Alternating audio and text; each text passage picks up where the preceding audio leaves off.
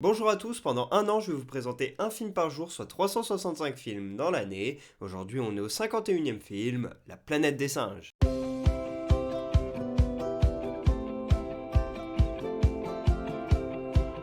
La planète des singes, les origines, est un film sorti en 2011 réalisé par Rupert Wyatt. Il fait partie de la grande saga La planète des singes qui compte 10 films en prenant en compte celui qui sort cette année. Et donc La planète des singes a démarré en 1968 avec une première saga qui a eu 5 films jusqu'en 1973. Et puis en 2001, c'est Tim Burton qui a relancé la saga avec un film de plus de 100 millions de dollars de budget, mais il en a rapporté le triple au box-office. Et depuis, eh bien voilà, on a eu 5 nouveaux La planète des singes qui ne se suivent pas tous et qui reprennent bien évidemment les premiers qui sont sortis au tournant des années 70. Et moi j'ai vu 4 des 10 films, puisque le dernier je ne l'ai pas vu, tout comme les 5 premiers. Là j'ai vu les 4, celui de Tim Burton et les 3 des années 2010. Et personnellement mon préféré c'est celui-là, La planète des singes, les origines, sorti en 2011. Et c'est pour ça que je vous en parle aujourd'hui. Dans ce film on suit le chimpanzé César qui a eu des sens améliorés grâce au travail d'un chimiste, Will Rodman. Et donc c'est son intégration dans un monde humain que l'on suit dans ce film. Et ce film-là, comme quasiment tous les planètes des singes, il a récolté énormément d'argent au box-office,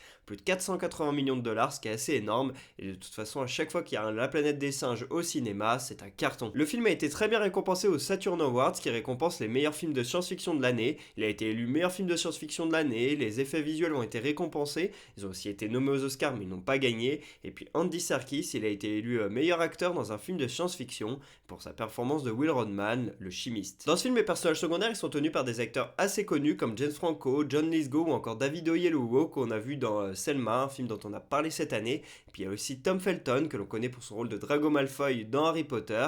Et Harry Potter justement on peut retrouver ça aussi à la musique puisque c'est Patrick Doyle qui l'a fait. Et il a travaillé sur la saga Harry Potter, pas sur tous les films mais sur certains. Et donc là on peut entendre sa musique, lui qui travaille aussi régulièrement avec Kenneth Branagh.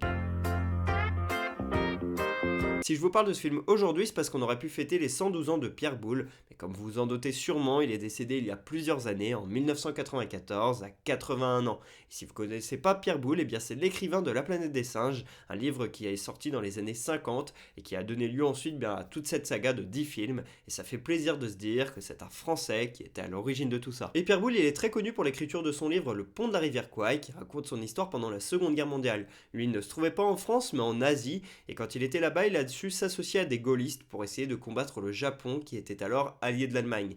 Malheureusement pour lui, il se fait piéger et capturer au Vietnam et il est condamné aux travaux forcés à perpétuité. Heureusement, il arrive à s'échapper et à partir de là, il va vouloir raconter son histoire donc dans ce roman. Il va aussi faire Le photographe, un roman qui a été adapté au cinéma en 1977, un film avec Michel Blanc et Annie Girardot qui s'appelle Le point de mire. Et puis donc il a fait La planète des singes, il a pu voir les 5 premiers films qui sont sortis au tournant des années 70 et il n'a pas vu bien évidemment les films qui ont été repris depuis 2001 puisqu'il est décédé en 94. Ce film, je l'ai vu quand j'avais à peu près 15 ans. Je me souviens que j'étais chez mon père quand je l'ai vu. Je pense qu'on l'avait téléchargé, qu'il était dans notre fichier. Et donc, je l'ai vu comme ça. Et je me rappelle que j'avais beaucoup aimé celui-ci. C'est le premier que j'ai vu. Et donc, j'ai vraiment kiffé. J'ai adoré les personnages, etc. Et en fait, je ne savais pas trop qu'il y avait eu des films avant et que c'était juste un film de plus presque dans La planète des singes. Donc, du coup, je trouvais ce film incroyable. Donc, quand j'ai vu qu'il y en avait d'autres, je me suis dit, attends, ça va être exceptionnel. Et j'ai regardé les autres et j'ai été hyper déçu. J'ai pas vraiment kiffé les autres. Je ne sais pas ce que vous pensez, ce que vous en pensez, lesquels vous aimez, mais je trouve qu'en fait tous les autres où on voit les singes vivre entre eux dans la forêt, où on voit aussi l'être humain attaquer les singes, etc.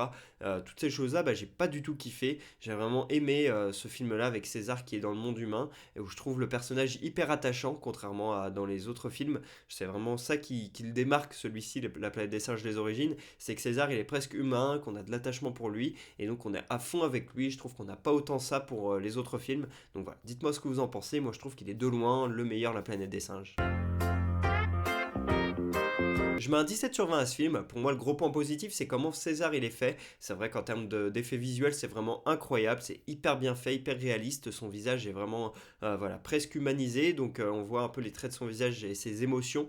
Donc, ça aide à le personnifier et on va dire à ce que nous, on puisse se projeter en lui et à l'apprécier. Et donc ça, c'est hyper cool. Les effets visuels sont tous très très bons. Donc, c'est vraiment bien. Par contre, je trouve qu'au niveau du scénario, il manque peut-être d'une ou deux choses pour que ce soit encore plus grandiose. C'est peut-être un peu trop simpliste sur certaines choses. Donc voilà, en tout cas c'est mon avis, moi je mets 17 sur 20, j'ai passé un très bon moment devant, mais je peux pas dire ça de tous les planètes des singes. Première anecdote, les producteurs pour obtenir des images de singes, ils ont embauché la société néo-zélandaise Weta qui est spécialisée dans la capture de mouvement. Et la capture de mouvement, c'est le fait de poser des capteurs sur des acteurs qui font les mouvements en fait des singes et après en post-production, tu transformes ces images en singes. Donc c'est hyper complexe mais la société Weta, elle sait très bien faire puisque c'est une société qui a été créée par Peter Jackson, le réalisateur du Seigneur des Anneaux. Et donc Weta a évidemment beaucoup travaillé sur la trilogie mais également sur King Kong, sur le Tintin de Spielberg ou encore un des derniers Terminator. Deuxième anecdote, une des scènes très importantes du film se déroule sur le Golden Gate, le pont de San Francisco, mais ça n'a pas réellement été tourné ici, ça a été fait à Vancouver, puisque le décorateur Claude Paris il a dû refaire un pont de 107 mètres, à peu près à l'identique, pour pouvoir tourner le film là-bas. Troisième anecdote, les producteurs du film ils ont rappelé James Franco plusieurs semaines après la fin du tournage pour retourner la dernière scène. Je ne vous en dis pas plus pour pas vous spoiler. Voilà pour ce 51e épisode d'Un jour un film, j'espère que je vous aurai donné envie de regarder La planète des singes, les origines. Pour ma part, je vous dis à demain pour parler du 52e film de l'année. Et pour vous sachiez de quel film on va parler, un petit indice, Shabazz. Dites-moi en commentaire si vous voyez de quel film on va parler. À demain.